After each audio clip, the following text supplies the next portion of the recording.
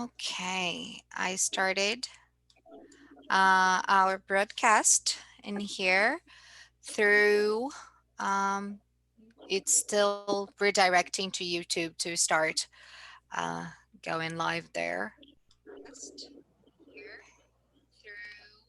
Okay.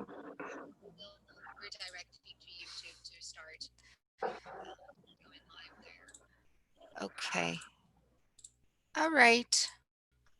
So, good evening, Barbara.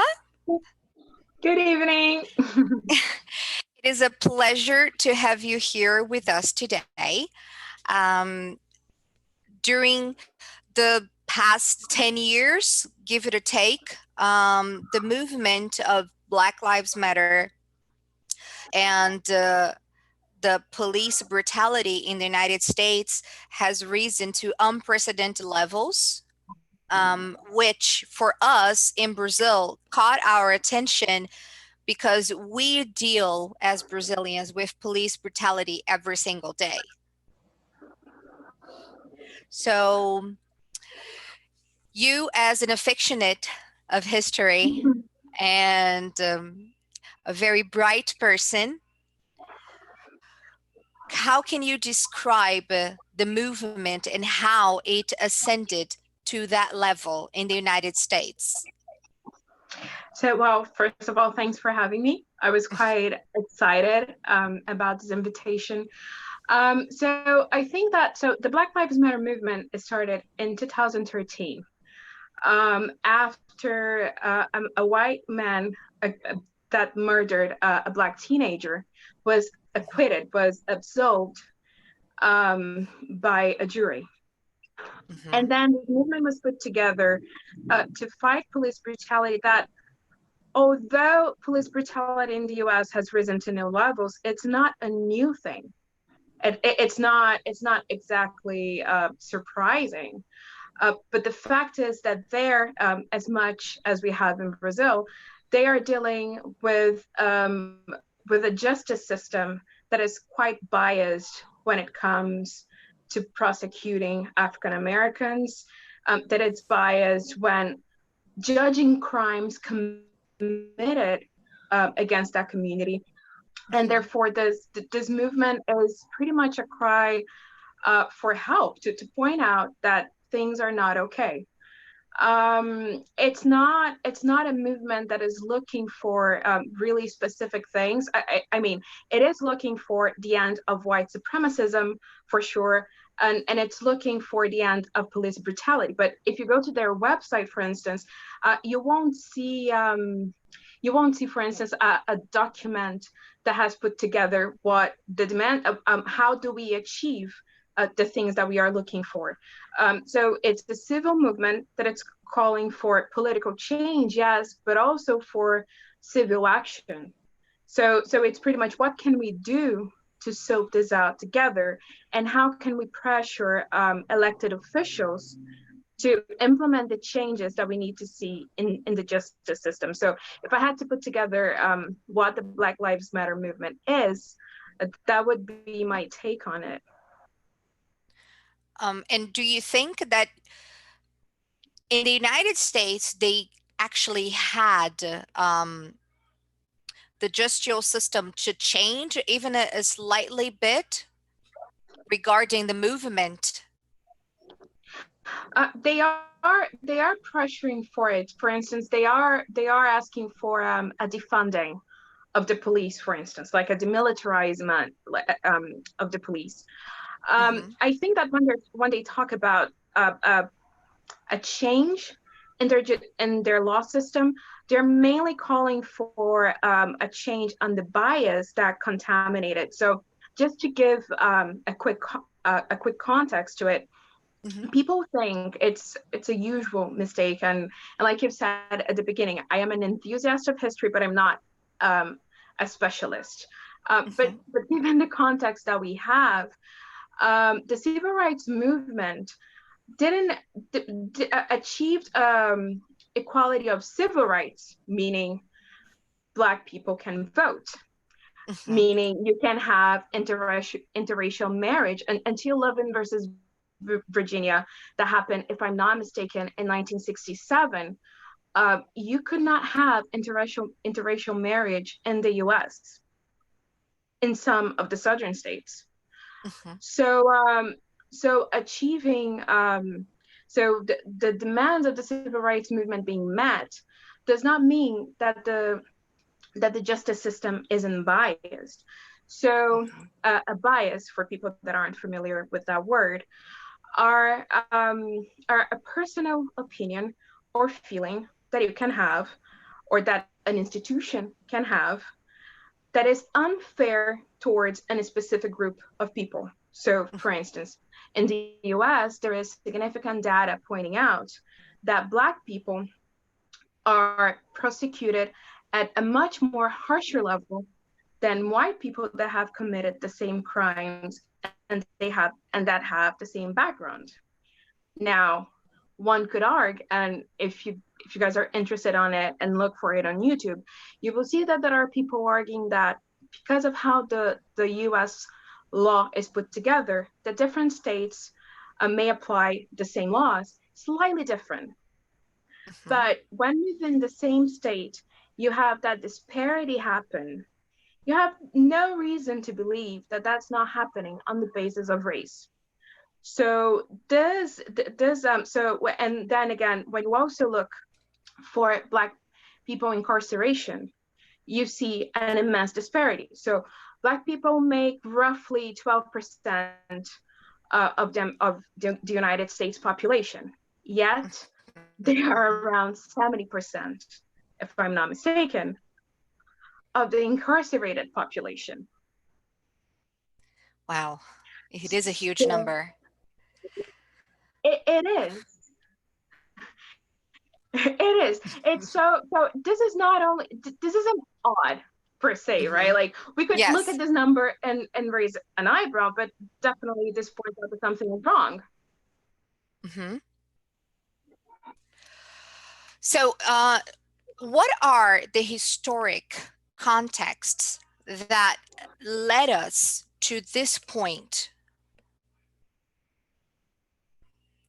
You started So mentioning the interracial marriage, but I think it goes way back.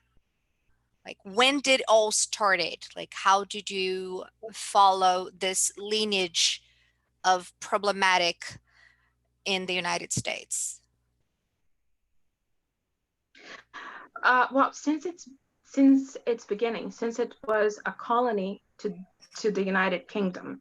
Hmm. So the U.S. colonial period starts roughly in the 1600s, so 1605, 1606. Hmm. And until 1865, so 1865 is 90 years of the after the US independence from England. So it's nearly 90 years after the American Revolution. Hmm. Up until that point, the enslavement of African people and their descendants was allowed. So it's insane to think that the colonial period, much like what happened in Brazil, like the end of the colonial period didn't mean the end of slavery. Slavery uh, was legal, Hmm. at least in the part of the country. So when the American Revolution happened in the 1700s, the status of enslaved people as slaves was institutionalized, and it was attached to being of African descendants. So, and this is really important, because I don't remember we having it in Brazil. Like later in Brazil, specifically when we think about that, at first we had native populations enslaved. In the US, they wrote it on the law that having the slave status was attached to being African. And this is a really powerful thing that we will see later on, Hmm. how it's present under law up until the 1960s. Okay, you can tell us all about it now. I really want to know. Yeah. So what happens is that when the U.S. Constitution was put together in 1789, slavery was one of its most controversial issues. Because think about it, you had all those states that were being put together that wanted to be a nation, and yet they have a pretty serious disagreement on this issue. And this is just putting it on very simplistic terms, while the northern states would very early on abolish slavery and try to some level integrate those populations in their own populations. The southern states relied heavily on farming, on cotton plantations, like their economy was founded on slave labor, pretty much. And on top of that, they already had white supremacist ideas sort of like rising here and there. So to them, like slavery at some level was also considered to be a moral issue, like something that they simply had to do, and a lifestyle really that they should be able to maintain. So what happened with the US Constitution is that it didn't make, with all the technicalities it had, it didn't make slavery illegal. What it did do was to state that slavery wouldn't be a state policy.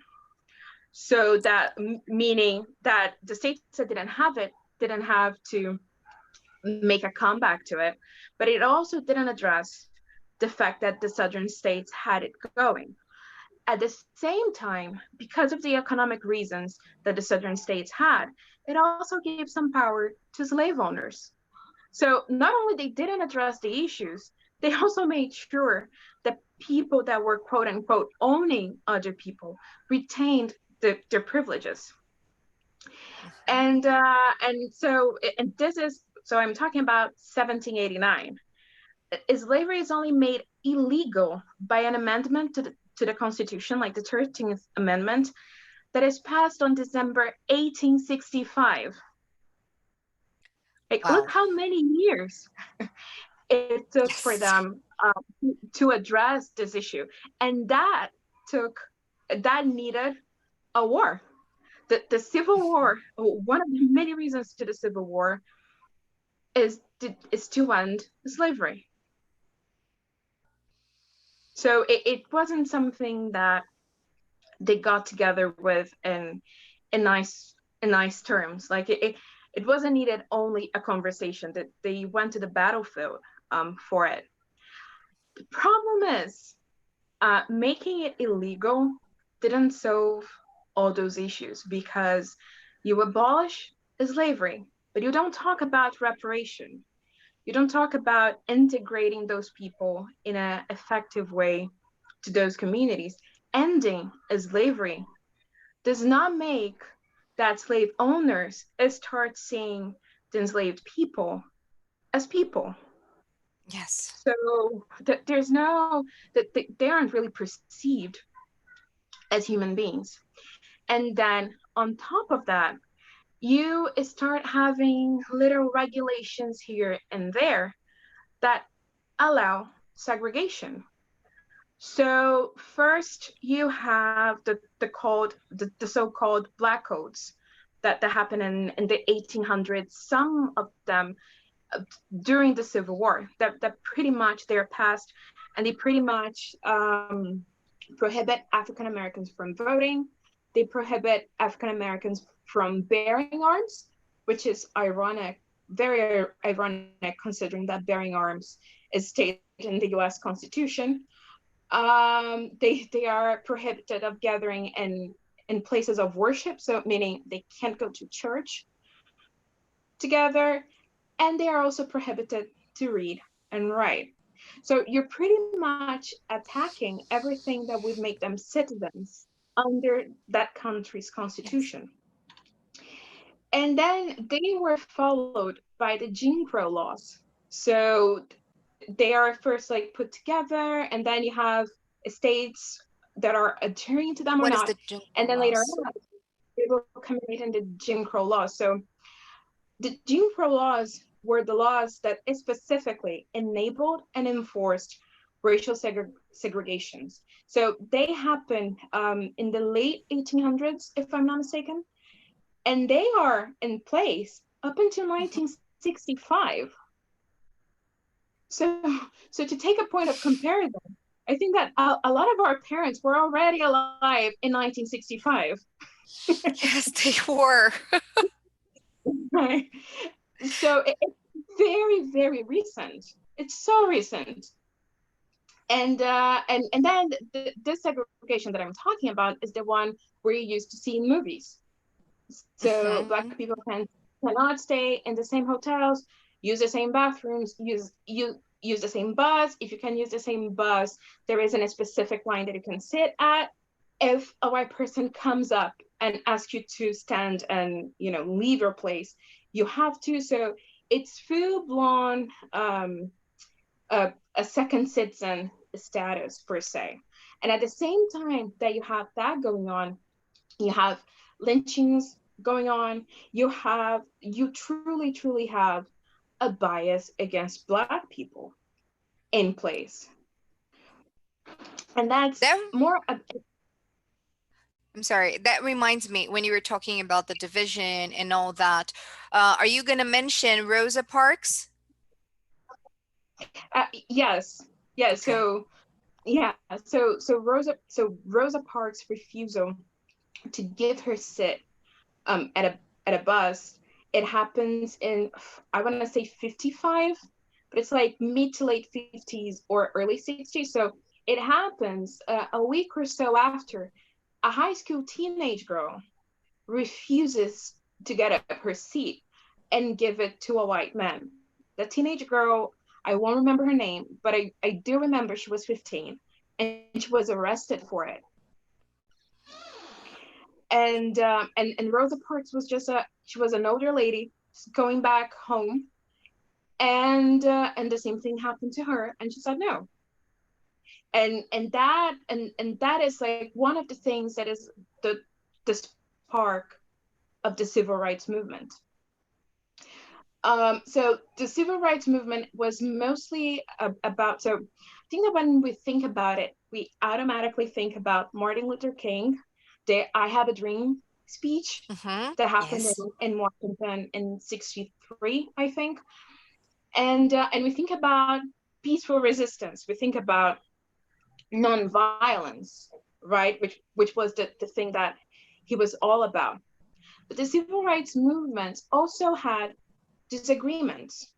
So while you had Martin Luther King with that massive platform that he had, talking about peaceful resisting, talking about civil disobedience, and just being heard in a way that started a conversation, and while actively demanding for change in law and for the right to vote, you also had, in the other hand, the Black Panthers movement that talked about self-defense, that talked about this threatening of Black communities, and that had and that was very and that faced some pretty serious flashbacks. So, for instance, Angela Davis, like the philosopher, she's about 73 now, but she was in her 20s when she was affiliated to the Black Panther Party.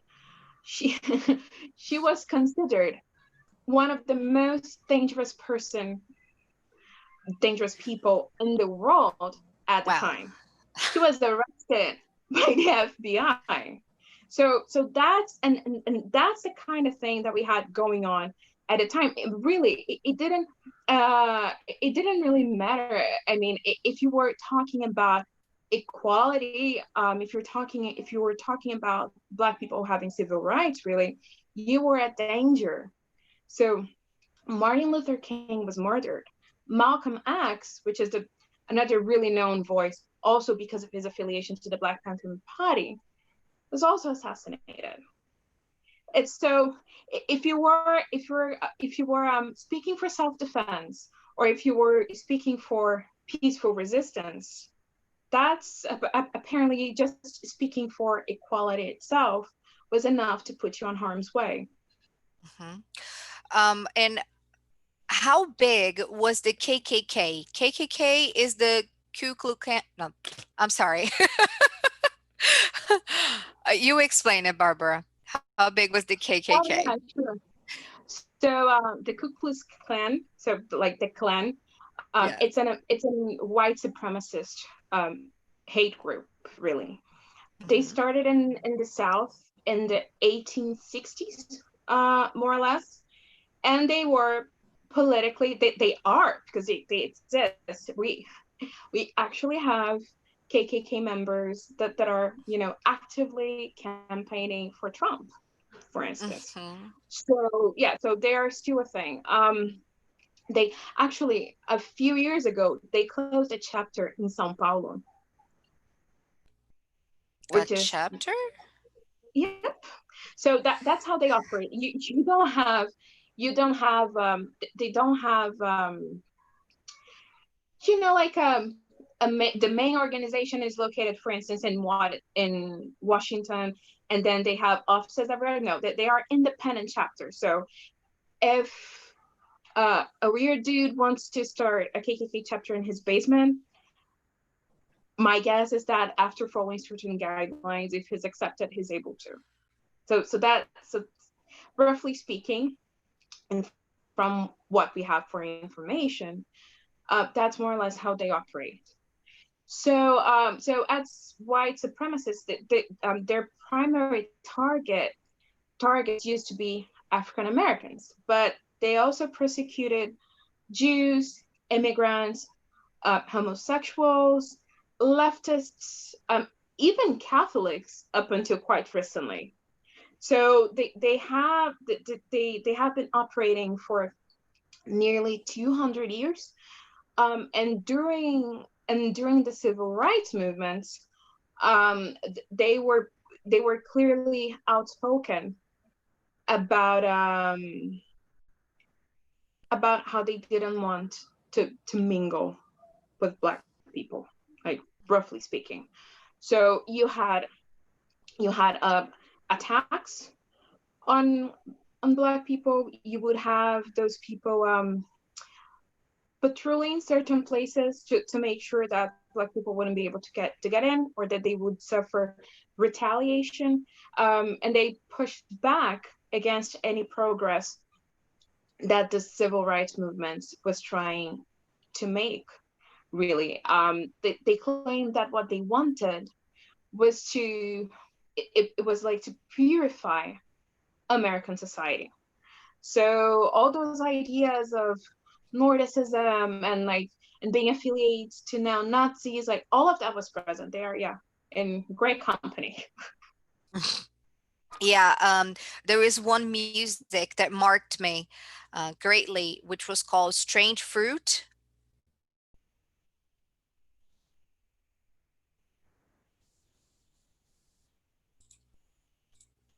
I think we have a breaking connection. I can't hear you. No, I'm still here. Okay. So Oh, I okay. heard, yeah, I heard up until Breakfruit, I think. It's Strange Fruit.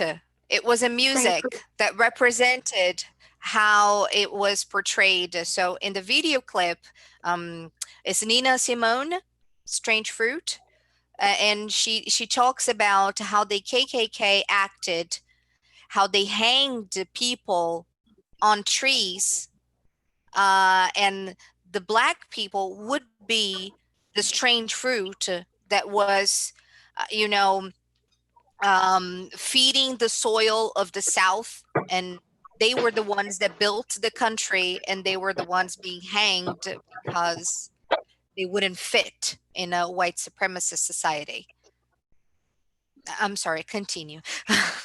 No, that that's that's quite interesting. And then that's quite interesting. So in the late 60s, you finally get the civil rights for Black people. So you have the end you have the end of segregation in this official, lawful way, meaning it would be illegal. It is illegal to prohibit Black people to vote. It is illegal to have segregation in public and private places. So you have to that came to an end. But And what are then the sanctions that could be applied? Because ending the segregation in politics way is one thing, and having a sanction if someone trespasses this law is totally different. So I is there agree. any sanction I to that? agree. One of the things that the Black Lives Matter movement is advocating for is to actually have like a specific punishments for crimes committed on the basis of race. Mhm. Because what happens is that it's precisely what you said. You're making it illegal, but you're not addressing the fact that that still will be going on. So you might not, a hotel might not forbid, won't forbid actually, a Black person to come in and being a guest, but that gives no guarantee that that person will be treated the same. The same goes for the police. So, for instance, and this is a great link to the Black Lives Matter movement. The most famous victims that have been shone a light upon by the Black Lives movement, the Black Lives Matter movement, are people that were just going about their everyday lives. So, for instance, Trayvon Martin, which is the case that spiked the movement and put the movement together, was a teenager going from a convenience store to his stepmom's home. One of his stepmom's neighbors, who was in like a neighborhood patrol, saw him, thought for some reason that he was suspicious, called the police, and then he himself addressed Trayvon, and that ended up with him dead. A teenager that was facing an adult that was much taller, much heavier, that had some specific training, and that thought that he existing was a threat. Mhm. Since the coronavirus outbreak began, you, I mean, I think that a lot of people think that we only had George Floyd, but we didn't. We had Breonna Yes. Taylor that was asleep, and then had police invading her house without a warrant because they thought that that was a drug dealer's house, and killing her because, of course, if someone knocks on your door in the middle of the night and puts on the floor, you will be jumping. so, Yes. so Of course. right? It, so those aren't exceptions. There was a guy that was going for a jog on broad daylight, and his neighbors reported it as suspicious, and the police shot him. Right. So, so I think that the issue in the U.S. that makes even protesting in the middle of a pandemic a reasonable thing to do is the fact that being Black in the US is a threat to your existence. Yes, So, I want to say something about that. I have a friend, a good friend of mine, and he told me that as soon as Trump rose to power, he had his first threat. Like it was the beginning of the year, right after he was elected, and my friend was going to the gas station, and he was there pumping because in the US you pump your own gas. So he was pumping his gas in the United States, and then three guys jumped and said to him, like, you don't belong here, go back to your own country. And he was like, dude, I'm from Detroit. What do you mean go back to your own country? I'm from Detroit, born and raised. This was in Chicago, and my friend was really scared because these guys threatened his life, and he was only there minding his own business, as you said. And he told me that happened, like people eyeing him differently, like multiple times. Yeah, it's terrible. And this kind of thing, it's not beneath Brazilian society. Like, we have the same issue here at a different level. And I mean, and I think that's something that is important to stress out, because we're talking about racial bias, and we're talking about white supremacy slash white privilege. When we talk about white privilege, that doesn't mean that white people have an easy, smooth life. That are issues that are intertwined, right? Like the famous intersectionality. So you have class issues, you have gender issues, but when we're talking about white privilege, we are saying that being white will not make your life any harder. In fact, you might benefit from the color of your skin in certain situations. And that's not your fault personally. We live in a society that has set this up. At a point, it set this up explicitly, and now that has been set up in an implicit ways, in some contexts implicitly, which is pretty much what a bias is. Mm-hmm. So that means that we should look out for it carefully, to make sure that the situations that we are in are treating everybody fairly, and most importantly, to make sure that nobody's existence is threatened because of what they look like, right? Because we're talking about the race issue in the US, but other countries have ethnicity issues that are put out together in a different way. So I think that this principle should be valid in any society, really. And something else that goes more or less along with it is that a lot of people, when you try to have this conversation, will say, "Oh, I don't see color." Yeah. Well, then you're not doing much to so this out. If saying, "Oh, I don't see color," if by that you mean I'm not racially biased, cool, nobody should be. But I would suggest some pretty serious introspection to Yes. make sure you truly do have a racial bias, rather than you're just being reactive. And we need to acknowledge that those are issues that are present in our societies, that those are issues that are present in our families, that there are people that we love and respect that reproduce this kind of racist train of thought, because that's how we can change things. And then and hopefully, by changing the way those issues are perceived in our communities and families and places of employment, maybe that's how we start fixing that, so we can start pressuring for public policies that also address those issues. Yeah.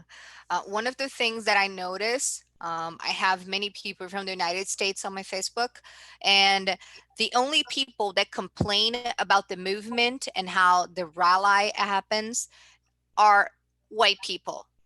They are the only ones.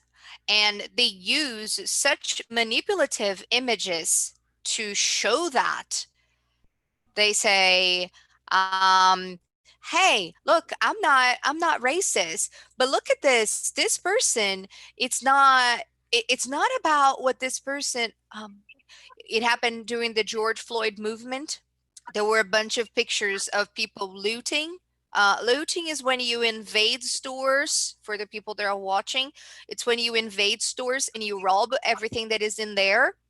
So I have a bunch of people that, get a snapshot of that and say, hey, look how sad they are and how they are protesting about it. This is not protesting. So Black Lives Movement is bullshit, because they're using that as a confirmation that the movement has no value, which is totally wrong. For those people, Yeah, that of course, they are wrong. They're not protesting. They are just trying to take advantage on the system. yes, that is I would label that as a confirmation bias. So Hmm. instead of looking to the whole picture and analyzing it critically and reasonably and just, being intellectually honest, what you do is to cherry pick your way to there. So what that person wants is something that validates what they think. So Yes. I'm gonna try to guess and reverse engineer this, which would be that guy thinks that the Black Lives Matter movement is BS, is bothered by it Hmm. by whatever reason. Yes. So when he so so when looking through the news, instead of paying attention to the overwhelming amount of information that we have, that those protests were mainly pacific, and that and that people were being quote unquote civilized, he will get the one or two or three or five stories of loathing, and he will use that to disqualify the whole thing. It's ridiculous. Yes. But apparently, that's how our society works. If I have one point of view and my point of view it's inside my comfort zone, why should I bother if I'm not being affected by it? That's the thing. I've never seen a black person condemning the movement because this person feels on her skin what's happening every single day. They are being singled out, and I've got into like a huge discussion with a friend of mine who is black, who is white, and he said, "Oh no, it's bullshit because blacks, they don't work and they don't have their jobs because they don't want to." I said, "Hey, no, that's not how it happened. They can't choose how they're profiled because if a person commits a mistake outside of law and you have a white person and a black person, the police is going to profile the black person as the one that did it. We have that every single day. If you go to the Yeah, favelas in Rio de Janeiro, you can have a person from Leblon there dealing drugs, and they're going to choose to get the person that lives in the favela because if you're white you can get away with anything, and that's not how the system should be. yeah, yeah, exactly. And you even see that in headlines. So I think it was last week, this upper middle class white dude was caught drug dealing, and then the headline on the paper said, upper middle class young man is caught doing drug delivery. I'm like, really? Now it's drug delivery, huh? Drug delivery. Yeah, yeah, yeah. So I'm like, really? It's unbelievable. It's sad. It's funny, but it's sad. So yeah, that's the kind of bias that we need to think of. Of course, I think that the majority of people will have a bias of some sort. So all that to say that we need to be committed to having better conversations, and we need to be committed to being intellectually honest, not only to point those issues out to other people or for other people when they're doing it and not seeing it, but also so we can improve and not be and not and just take ownership and being aware that we ourselves can be culpable of such things as well. Do you think that is there like another way that Brazilian law could improve in this white supremacist area? Because I think that for the past, it's always been there, but for the past 2 years, I think it has reached a whole nother level of like whites perceiving themselves better than black people, which is totally wrong. I think that when it comes to Brazil, we need to take the first step and acknowledge that racism exists. I'm not sure if as a society we have got an agreement on that, right? Because and I think that that's the difference. Like in the US, you had lawful segregation. It was Yes. written under law. Here, we didn't have that, right? So it's so in Brazil, I would say that a lot of the time it's all about microaggressions. So it's the little stuff, and that of course, and here is and that's when different things intertwine. So if you are from a low income family or a low income place, if you live in a favela, you will have a very different experience from the experience that I had and still have, for instance. Right? It's extremely different, and there are other privileges at play. So in Brazil, we have this quote unquote erasure of blackness, right? Because How does that work? we are so mixed as a population. So it's a concept called colorism. We are so Mm-hmm. mixed as a population that we tend to have, a lot of us have fair like lighter skin tones. Mm-hmm. This happens in the US as well, and this like colorism concept is also in place in other cultures, for instance India, like where people are perceived better or worse according to how light their skin tone is, and the optimal skin tone would be as close to white as possible. So in Brazil we have that in place. Your traits, like if you have traits that are perceived as black, that also changes that can change the way you're treated in certain places. If you carry your hair in a natural way, that might change how you are perceived in your workplace, like especially if you are trying to achieve executive positions. So those are issues that are very prevalent. This also means being unfairly treated by the police in so many occasions. Even the way that they would approach you is different. So and oddly enough, despite all um, all of that information, if you ask the average Brazilian if they think that racism is a thing, they might say no.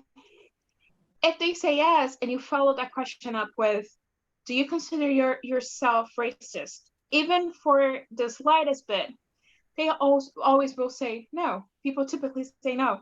There's even, and that's a bit of a joke at this point, but I remember that a few years ago, there was a survey going on about Brazilians' perception of racism.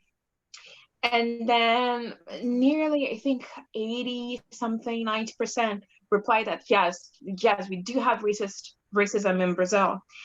And then the follow-up question was, do you consider yourself to be racist? And and almost everyone said no. It's a phenomenon, really. How could that be?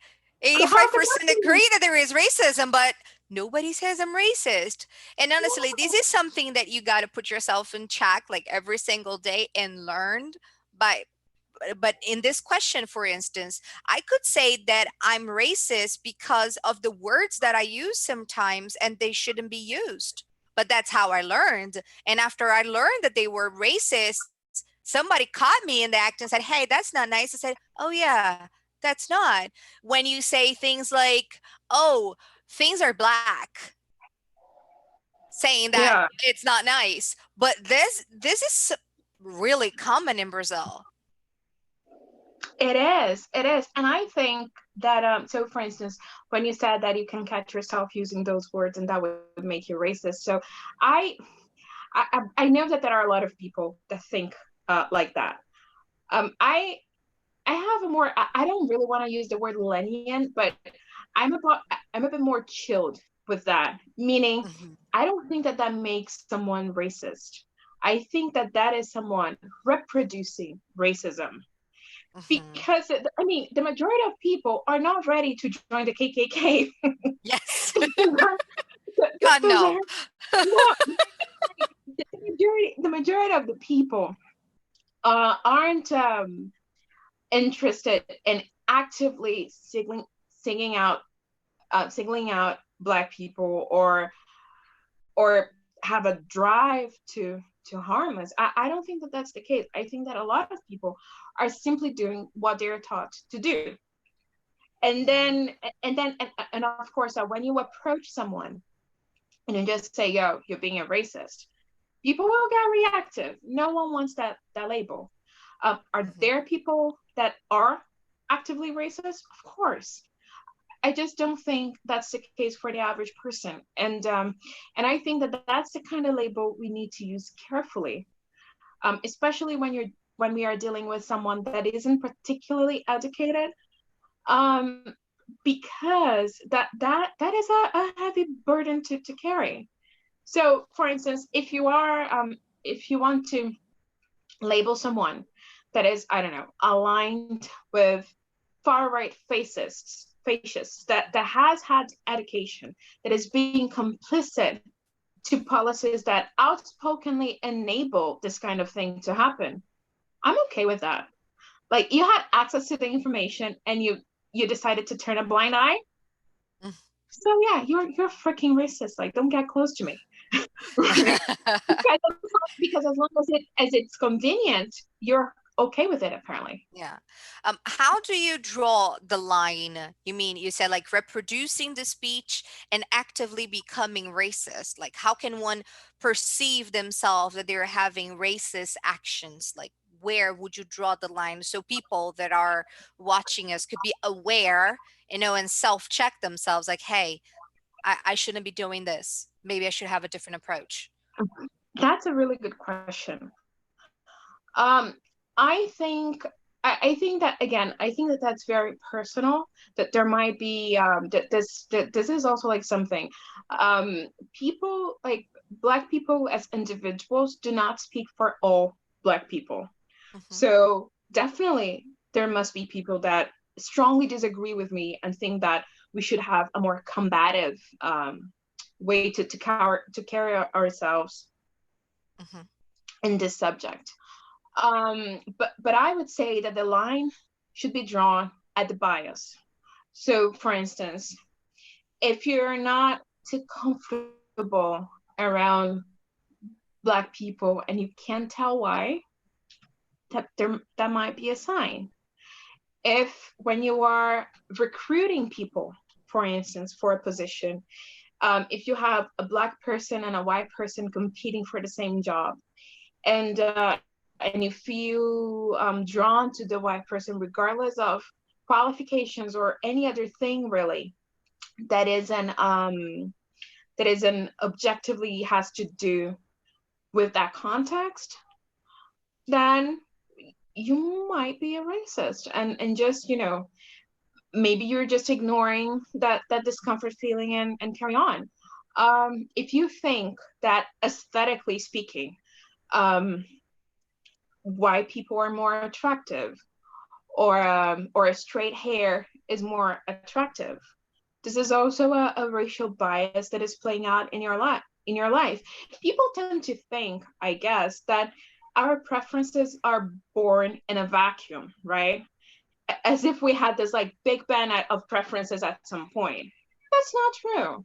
Like, our preferences in a great amount are shaped by culture. So if we are in a culture that is inherently racist, why wouldn't your preferences also be? I'm not saying you're aware of it. Maybe you're not. You're probably not. But when confronted about it, do not say that's my preference. Like, take a deep breath and think about it before embarrassing yourself. Because maybe the person that pointed that out has a point, you know. Yeah. So yeah, I think that it's it's laborious.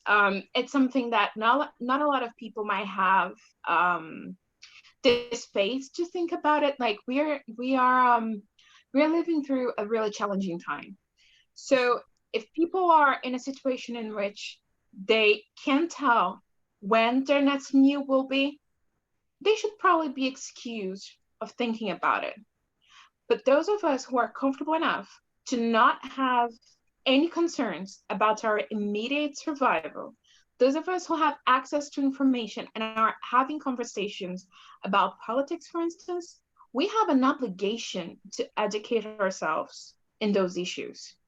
And when I say an obligation to educate ourselves, I mean to take ownership about this legacy, because this is a historical legacy, and to look for information, like to look for books, to look for articles, to hear what scholars are talking about that. Like, do not think. I think that we have an obligation to not think that our Facebook feed is how we should get information, right? God, no.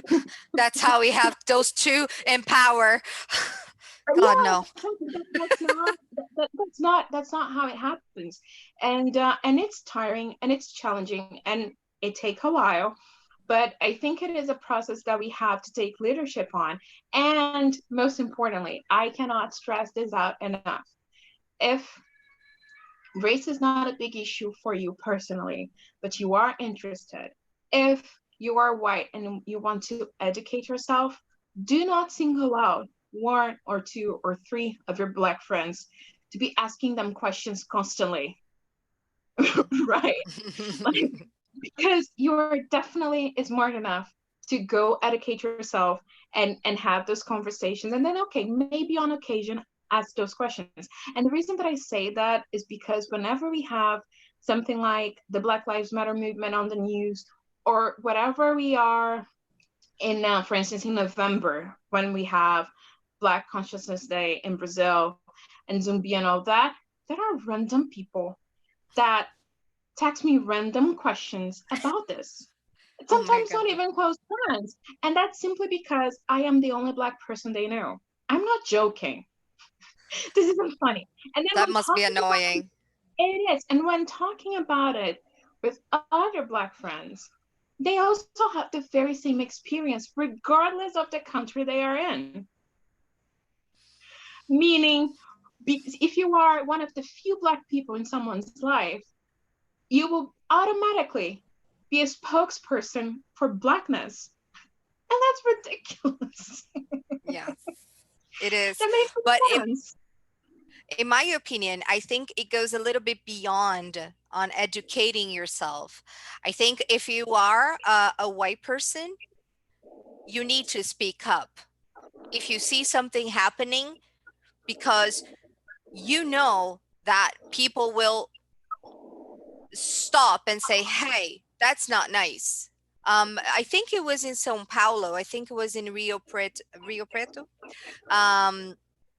This woman, she saw a police approach to two Black guys, and she decided to speak up and say, hey, you shouldn't be treating them like this.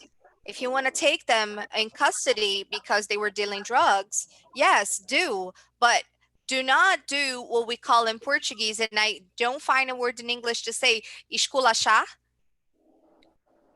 You know, mess around. We would say like beat. Rough up. Yeah. What? Rough up. Yes. Yeah. Yes. You should not rough up the person, because you don't do that. And you know what happened to her? She got beat up by the cop, and she was pregnant. I did see that. Yeah. Yeah. And we should not be in a world where when you are caught up in action, that you're doing something that you're not supposed to, that you're treating someone differently. And I'm saying, like, laws are upheld for a reason. Like, if you have laws that if you're dealing drugs, you're going to pay a price, that should be equal for everyone. It shouldn't be different. You shouldn't be roughed up because you're Black and a white person, you know, is just delivering drugs. Yeah. Yeah, You can see the exactly. difference in like there are a bunch of videos out there that you see how police brutality works when you have a black person and when you have a white person. A white person, they don't even touch. They're like, please, sir, accompany me to the station. Like, why couldn't you do the same for the black guy that you got in the drug spot? Like, why would you do it any differently? Exactly. Aren't Exactly. we all human beings? Precisely. And a good example of that, like going back to the US a bit, is that so the Black Lives Matter movement is pretty much protesting police brutality against Black people that are being killed simply by carrying out their, everyday duties, everyday chores. A couple of weeks after the George Floyd murder, there was a case in South Carolina, I guess, which was a woman. She was having a discussion with a police officer, and she got out the gun that she had on her car, pointed out to the cop and his partner, and kept yelling at them while pointing out a gun. Do you know what happened to her? They Nothing. calmly, they calmly calmed her down, and then she was sent her way with her gun. Yeah, that would never, ever happen if it was a black person. This is what a racial bias is. A Yeah. racial bias is a white woman pointing out a gun to a police officer, being reasoned with, and sent her way when, at the very least, she should have been charged and lost her gun, because this isn't Yeah. someone who should be carrying around a gun if she has that much of a poor control of her emotions. And a black person going for a jog in their neighborhood and being shot. This is the Yeah. racial bias. There was a case that astonished me. I was flabbergasted when I saw it. It was this black driver, and he got into a white gated community. He was delivering a package. So he delivered the package and he was on his way to do the rest of the deliveries. And it comes this white senior dude and says, who gave you the code? Because this is a gated community. And I said, sir, that's none of your business because, in the US, they highly value their privacy. And this guy thought to himself that he shouldn't give information on something that wasn't his, which is totally normal and understandable in the US context. And he said, like, if I am in here, someone must have given me the code, don't you think? And the white dude started getting super aggressive and say, hey, I called the police and you're not leaving here until you tell me who gave you the code. And my goodness, I suffered watching the guy videoing the whole situation because he said, sir, I'm here only doing my job. Please let me get out of here, because he was really scared that something could happen to him. And then it Yeah. came another white dude and blocked the other side of the truck and said, yeah, you're not leaving. Like, we're going to wait for the cops to arrive. And he called to his supervisor. It gives me the goosebumps when I think about it, when I say, and he called his supervisor and said, hey, sir, I'm having a really bad day here. And he was really emotional. I'm having a really bad day here. It comes to sir, and he says that I'm not going anywhere because I should tell him who gave me the code. And he called the cops, and I don't know what's going to happen. So please, can you do something? And he was really scared. And he was this really heavy dude and really strong. And he was like a little child, like threatening for his life. Uh, and and then they only left, like, the white guys, because the neighbor which he delivered the package came out and told him, hey, I was the one that gave him the code. He was delivering a package for me. Please let him go. So, and what was astonishing was that he didn't leave right away. He called the cops to ask if it was okay for him to leave the community because he didn't want to be perceived as fleeing the scene of a crime he didn't even commit. Yeah, it makes sense because if he's caught outside the community, then this is someone on the run. Then if they are on the run, it is acceptable for the cops to do a violent approach. It's truly bizarre. Yes. And the fact that people think, some people at least, that this is reasonable, the fact that people think that this makes them safer, it's even more shocking because it Yes, doesn't. because if you look at the serial killers, they are all white. In the United States, in the United States context, they're all white. What do you mean you're gonna be scared of a black person? I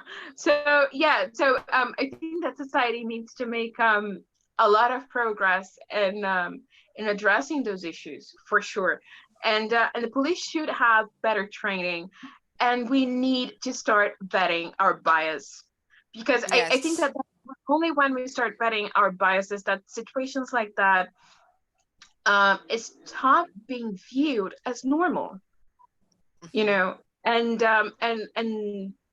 that's how, as a society, everyone is safer, and not only safer from racism, but also safer from other issues, and quite frankly, that's also how we kind of protect ourselves from shady people that aren't interested in being outspoken and showing their true colors in a way. So we talked about the Black Lives Movement, and after that, they started a movement called All Lives Matter, not only Black. And there was actually a contrast to Black Lives Matter that I saw on Instagram that's called Blue Lives Matter. And blue is the color of the uniform of police cops. So why is it a problem to say all lives matter? Please tell our audience. It's dismissive. So that would be the shortest way to define it. The problem of saying all lives matter is that it is dismissive. So shortly after this near disclosure outbreak of all lives matter, there was this meme / video going on social media that makes that takes that to a metaphor of a house on fire. So, which is pretty much a lady telling another, I need to call the firefighters. My house is on fire. We need to go there, put out the fire. And then it's like, wow, but aren't you going to my house? Isn't my house important? And then they say, yeah, it is, but their house is on fire. Yeah. And then the reply is, oh, but all lives matter. So all houses matter. And it's like, yeah, I saw that. So the thing, so obviously all lives matter, but not all lives are threatened because of things about themselves that they cannot change. To claim, so when you say all lives matter, as a reply to Black Lives Matter, what you are implying is that all lives are equally safe or equally a danger in the United States. And that's simply not true. Therefore, it is dismissive with the people that are going through a really difficult time and just being scared for their lives, that they are scared to exist, because doing everyday stuff might lead to a police approach that could result in their deaths. And I think that what's more shocking about this whole context that they're living in the US is that now that we have cameras with us all the time. Now that police cars and sometimes uniforms also have cameras, we are seeing things. We're being exposed to images of things that have happened for a really long time. It just happens that we are seeing them now. Mhm. And we are seeing, as what happened with George Floyd, that having someone with the knee on your neck and telling them multiple times that you cannot breathe, we result with them telling you, well, then stop speaking to save yourself some breath. So, and there will be people watching, there will be people filming, and nobody will do a damn thing. Everyone that was around could have done something, could have spoken up, could have maybe called the cops on the cops. Maybe to start with, the deli owner in which George Floyd was shopping at first he could have not called the police based on anything but a black man just got into my shop. So all of that are issues that we have to deal with in the US and that we have to deal with here. And then saying that all lives are equally a danger, which is pretty much what All Lives Matter is standing for, or all lives are equally safe and are equally having opportunities. That's BS. That's not true. Yeah. BS, by the way, is bullshit because she's being really polite, but I think that that's how you should say it. It's bullshit. And I remember I'm trying to Google the guy, the name of the guy that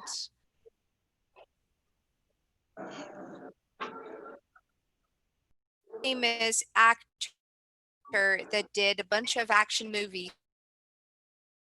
Will And Smith? right after George Floyd situation, I think it was 2 weeks after that, there was an Denzel, yeah, Denzel Washington. I think that was Yeah. him. Yeah, wasn't him?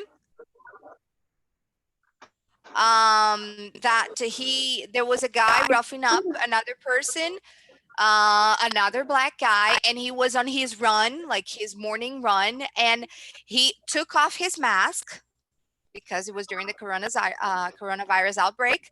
He took off his mask and he said, "Hey," and literally people were filming. He did this, and he is Denzel Washington. He is really famous. So he was like, "Hey, sir, can you please let him go?" And then the cop only stopped because it was Denzel Washington. And he was like, "I think there's another way for us to sort this out that shouldn't involve your feet on his neck. So can we cuff Yeah. him and talk, cuff him and take to the station?" Yeah. Maybe, try not to kill people while doing their job. Yeah. You might have license to kill, but you don't have to really. Yes. Yeah. Yeah, it's pretty messed up. I know. It's pretty messed up. On that note, I have a book recommendation. Yes, please do. I am not sure of what the title of the book is in Portuguese, but I do know that the publisher of this book recently had the ebook for free on Amazon. So, Great. maybe it is there, but ebooks are great and they are a way of reading a lot of stuff, paying a little less. So it's definitely worth it. The name of the book is Why I'm No Longer Talking to White People About Race by Renée Edo-Lodge. She's British. But it's very interesting because pretty much what this book does is an overview on racism. And of course, it is focused on England and the US, but a lot of that is true for Brazil as well, especially since it talks about the principle of racism rather than talk how this specific issues plays out in different countries. And so I really recommend it. It's an easy read just because of how it's written, not because of the content. But I think it's for those who want to get more educated on the issue. It's a great source. And I actually I separated a quote from the book, like a paragraph Yes. that I would like to read, just because I think it wraps up things well and gives out like a little bit of hope on what we can do to address those issues as individuals. You know, because I mean, I think that at this point, especially in Brazil, we know that we shouldn't, you know, vote for fascists. Like those who still weren't clear on that, maybe now are more aware of it. But when it comes to racism, as we've seen before in this conversation, just having laws isn't enough. In Brazil, we have a great set of laws on the issues, but they aren't enforced as much, and we still have social positions that are complicated. Like not so long ago, Bombril, like the brand of Seal Sponges, Yes. relaunched and rebranded a sponge that they made allusion to black textured hair. And then when you call it out, people label it as political correctness. So anyway, like finally going to the quote. The quote is, if you are disgusted by what you see, and if you feel the fire coursing through your veins, then it's up to you. You don't have to be the leader of a global movement or a household name. It can be as small scale as chipping away the work power relations in your workplace. It can be passing on knowledge and skills to those who wouldn't access them otherwise. It can be creative, it can be informal, it can be your job. It doesn't matter what it is as long as you're doing something.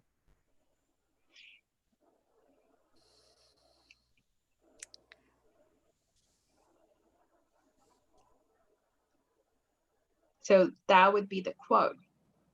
Yeah. Well, powerful. I'm still taking in. Sorry, I stopped for a second, and I'm like, I'm still taking in. I'm really sympathetic, so whenever I hear something deep, I can really feel it in my bones. Um, Thank you so much, Barbara. I think we covered most of our proposal for tonight. Do you want to say something else? I think that would be it. Again, full disclaimer, I'm not a specialist. I just tried to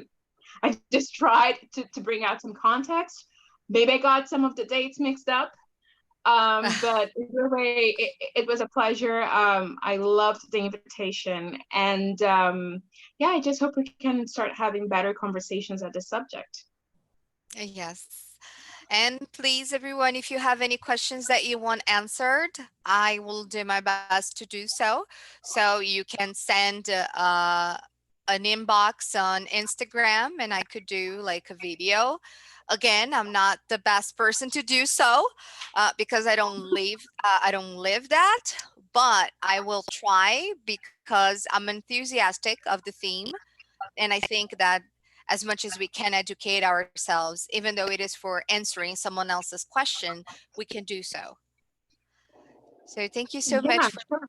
thank you so much for coming. It was a pleasure for me, and it was amazing to hear you talking. Um, I think we should do that again. Yeah, let's do it. Let's talk about books. Ooh, please. All Let's do right. it. Thank you so much. I would really like to thank everyone that stayed here throughout our conversation. We had many views, and especially Ana Paula Simões, because she said like this is a really necessary debate. It is, Ana. It is. So thank you so Thank you, much. guys. Have a great night. Bye Yeah, bye. sure. Bye.